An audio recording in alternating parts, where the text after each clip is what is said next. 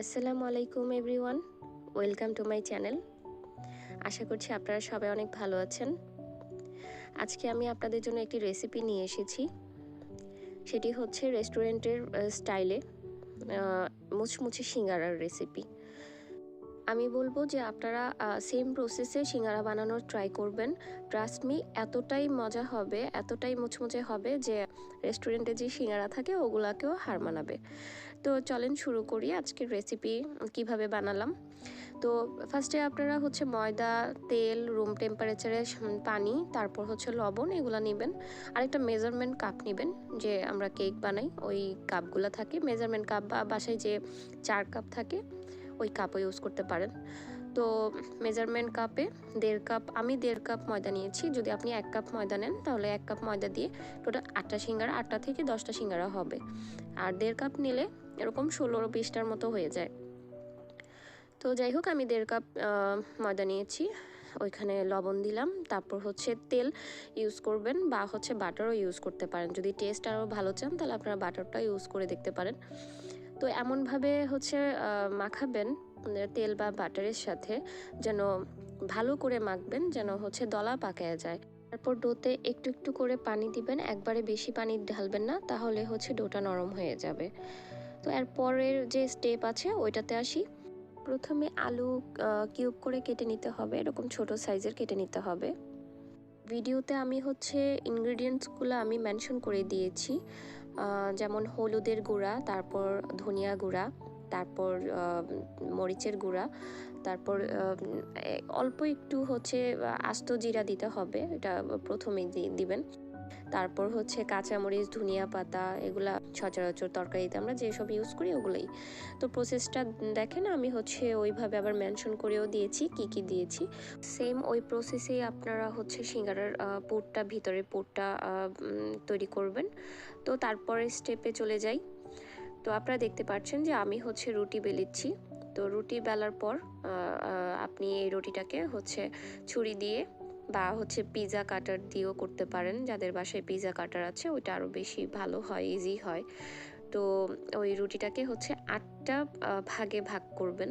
প্রত্যেকটা রুটি হচ্ছে 8টা ভাগে ভাগ হয় এবং 8টা সিঙ্গারা বানানো যায় এক একটা রুটি থেকে।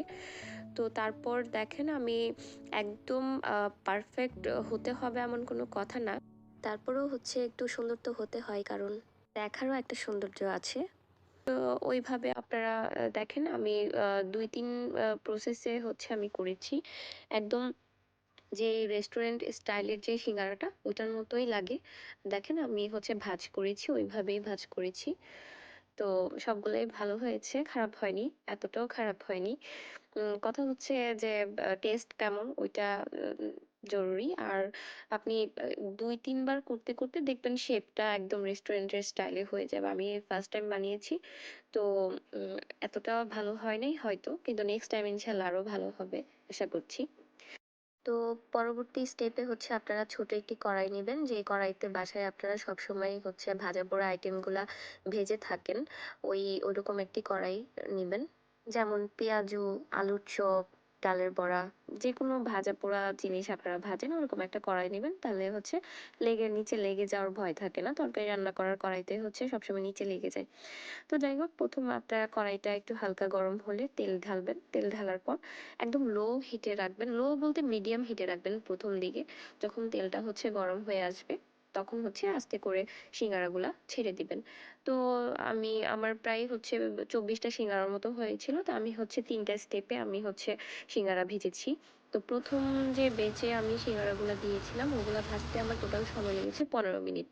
একদম অ্যাকিউরেট ভাবে আমার হচ্ছে 15 মিনিট সময় লেগেছে। প্রত্যেকটা বেচে সিঙ্গারা ভাজতে এরকম 15 মিনিটের মতো সময় লাগে। একটু সময় নিয়ে ভাজবেন, তাহলে দেখবেন সিঙ্গারাটা অনেক বেশি ক্রিস্পি হয়েছে।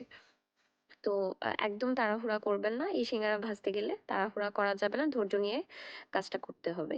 দেখেন কতটা সুন্দর হয়েছে আমার সিঙ্গারাগুলো, এবং খেতেও মানে একদম অসাধারণ, এত সুস্বাদু ছিল। অবশ্যই আপনারা হচ্ছে বাসায় ট্রাই করবেন, আশা করি আপনারা নিরাশ হবেন না। সিঙ্গারাটা কতটা ক্রিস্পি হয়েছে সাউন্ডটা শোনেন।